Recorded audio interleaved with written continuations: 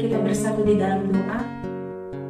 Bapa yang baik, Bapa yang bertahta di dalam kerajaan surga, terima kasih Tuhan atas waktu dan kesempatan yang Tuhan berikan. Kami anak-Mu Bapa, kami mendengar firman-Mu. Berbicaralah kepada kami Tuhan, sampaikanlah isi hati-Mu kepada kami, sehingga Roh Kudus-Mu memampukan diri kami untuk mengerti setiap kebenaran firman-Mu. Urapi hamba-Mu yang akan membawakan firman ya Tuhan, kiranya hamba-Mu dapat membawakan dengan baik, benar, tanpa kurang suatu apapun. Terima kasih Bapa, terima kasih Yesus, terima kasih Roh Kudus. Ampunilah kiranya dosa dan pelanggaran kami, sehingga kami layak di hadapan-Mu. Pujilah Kau hingga kekal selamanya, dan nama Yesus kami berdoa dan mengucap syukur. Amin. Shalom Bapak dan Ibu serta saudara yang terkasih di dalam nama Tuhan Yesus Kristus. Saya Natalia Ritonang, perwakilan dari sektor 11 AKBP Cipayung Cilangkap, membawakan khotbah dengan tema Kabaran Injil yang diambil dari Kisah Para Rasul 1 ayat 8. Saya akan membacakannya untuk kita semua. Tetapi kamu akan menerima kuasa kalau Roh Kudus turun ke atas kamu, dan kamu akan menjadi saksiku di Yerusalem dan di seluruh Yudea dan Samaria dan sampai ke ujung bumi. Saudaraku yang terkasih, dalam mengabarkan Injil, kita adalah saksinya Tuhan, di mana kata saksi diambil langsung dari terjemahan bahasa Yunani yang artinya martus, yaitu seseorang yang menyatakan apa yang ia lihat, dengar, dan ketahui. Dari kata martus kita mengenal kata martir, yaitu seseorang yang karena kesaksiannya mengalami kematian. Saudara yang terkasih, pada masa Alkitab, bersaksi ialah pernyataan di muka umum, di tengah tantangan dan penganiayaan. Banyak sekali orang-orang percaya pada masa itu yang dihina, dicela, disesah, bahkan dianiaya oleh sebab pemberitaannya tentang Kristus Yesus, Sang Juru Selamat dunia. Akan tetapi, bukannya mereka merasa susah, melainkan mereka bergembira karena boleh menderita untuk Kristus.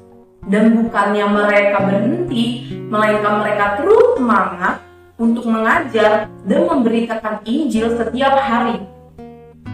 Seperti contoh Alkitab, yaitu ada Stefanus, di mana ia dirajam dengan batu sampai mati oleh sebab pemberitaannya tentang Injil kebenaran. Akan tetapi melalui peristiwa tersebut, Injil justru tersebar semakin luas. Ada juga Filipus yang membawa Injil ke Samaria. Sebagian tersebar ke berbagai perantauan dan menjadi para penginjil yang efektif di sana. Dan ada juga Paulus yang membawa Injil sampai ke ujung bumi di Roma dengan cara yang tidak terduga, di mana ia sempat ditangkap, tetapi oleh penyertaan Tuhan ia boleh sampai ke ujung bumi mengabarkan Injil.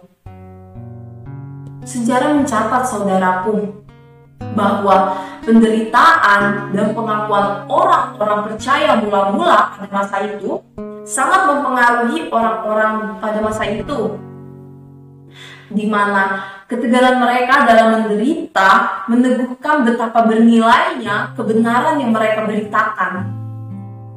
Pada masa kini, bersaksi berupa mengkomunikasikan Injil secara pribadi dengan menceritakan perjalanan hidup kita atau pengalaman hidup kita bersama Tuhan, saudaraku, atau mengabarkan Injil melalui gereja-gereja di dunia.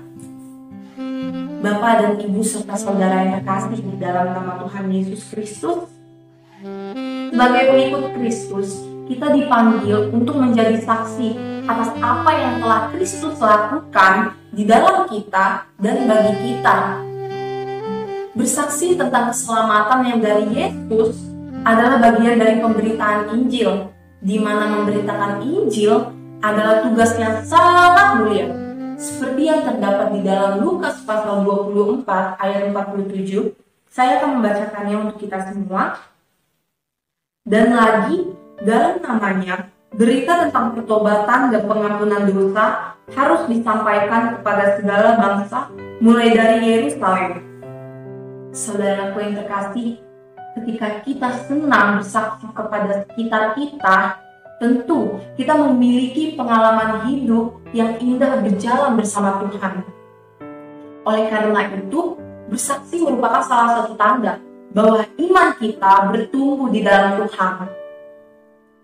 Bapak dan Ibu serta saudara yang terkasih di dalam nama Tuhan Yesus Kristus, ada banyak hal yang dapat kita lakukan dalam mengabarkan Injil, dalam bersaksi. Mulai dari hal sederhana seperti contoh yang pertama, kita dapat menceritakan bagaimana kasih dan kuasa Tuhan mampu memberikan perbedaan di dalam diri kita. Seperti yang dahulu kita adalah manusia lama, tetapi ketika kuasa Tuhan tercurah atas kita boleh diperbaharui menjadi manusia baru. Yang kedua, kita dapat menceritakan bagaimana transformasi diri kita ketika kita mencampur tangankan Tuhan ke dalam kisah hidup kita.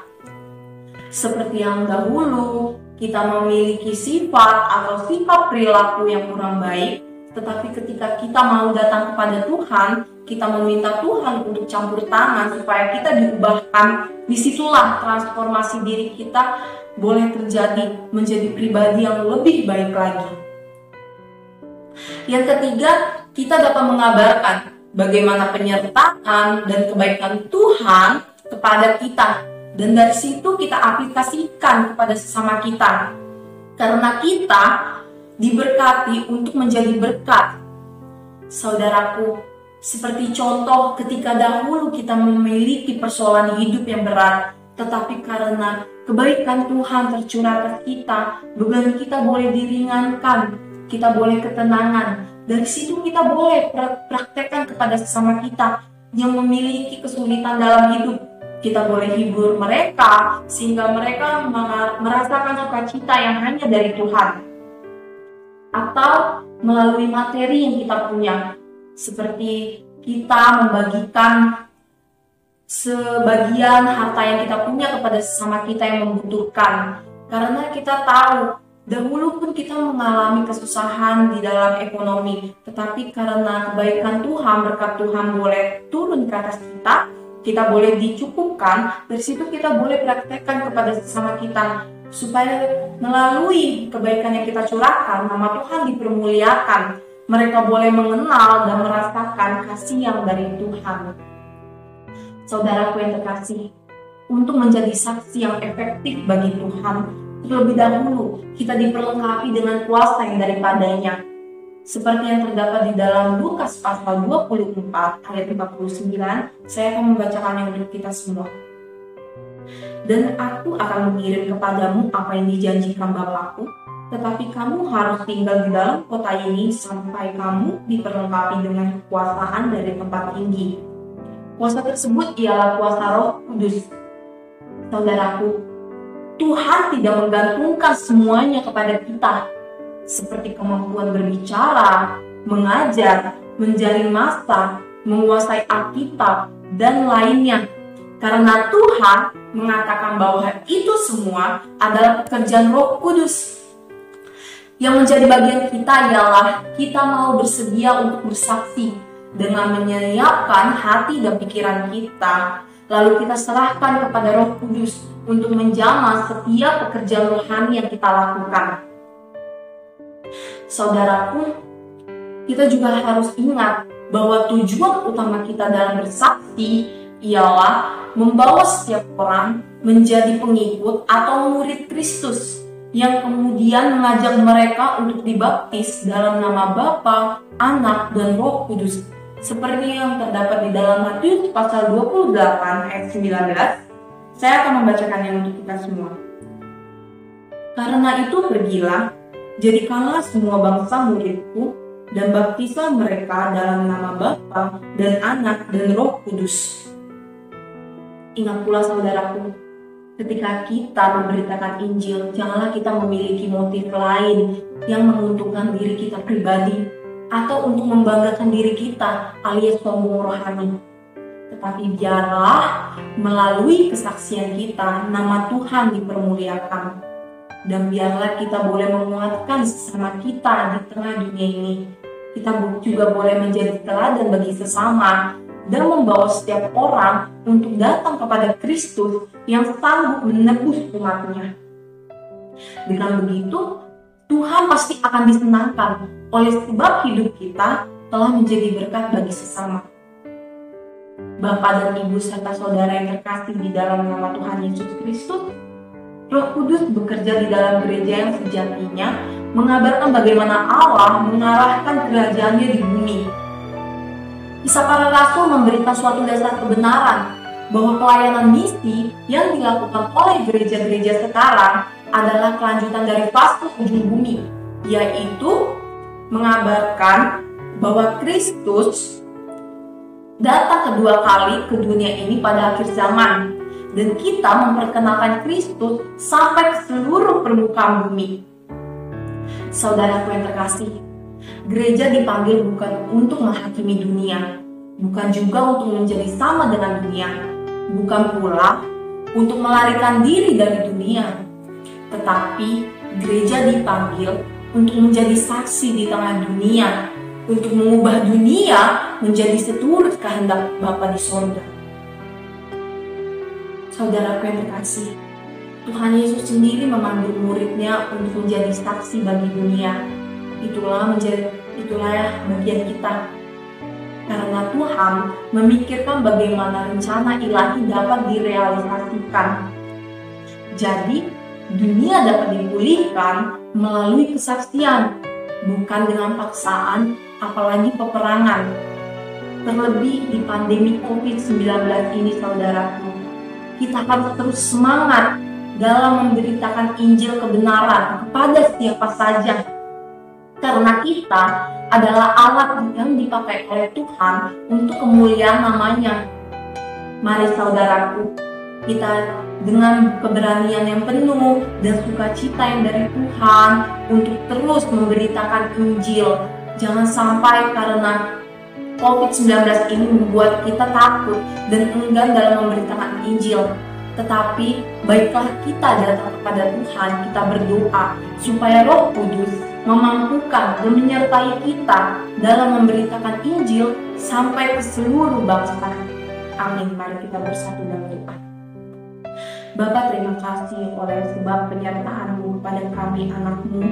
Kami sudah mendengar firman-Mu Bapa, biarlah firman-Mu menjadi pedoman bagi hidup kami Tuhan. Kami boleh hidup menjalani aktivitas kami sesuai dengan kehendak-Mu. Pakai hidup kami Tuhan menjadi alat-Mu Tuhan, supaya kami boleh melayani-Mu Tuhan dengan penuh sukacita ya Bapa, tanpa ada rasa takut dan tanpa ada rasa gentar ya Tuhan. Perlengkapi kami dengan Roh Kudus-Mu Bapa, sehingga kami Tuhan boleh senantiasa menjadi anak-anak terang-Mu, boleh menjadi terang dan garam bagi dunia ini Tuhan, sehingga melalui kami anak-Mu, nama-Mu dipermuliakan Tuhan sampai ke segala bangsa. Terima kasih Bapa. Berkati hari-hari kami Tuhan, terlebih di pandemi COVID-19 ini. Tuhan kiranya perbaharui, Tuhan kiranya boleh jamah bumi ini. Jauhkanlah ya Tuhan dari virus corona, pulihkanlah ya Tuhan, supaya melalui nama-Mu penuhlah sukacita kami Bapa. Terima kasih Bapa yang baik. Ampunilah kiranya segala dosa dan pelanggaran kami, sehingga kami layak di hadapan-Mu dan dapat disebut anak-Mu. Terpujilah Engkau dulu kini hingga kekal selamanya. Hanya di dalam nama Anak-Mu Yesus Kristus Juru Selamat kami hidup, kami berdoa dan mengucap syukur. Amin.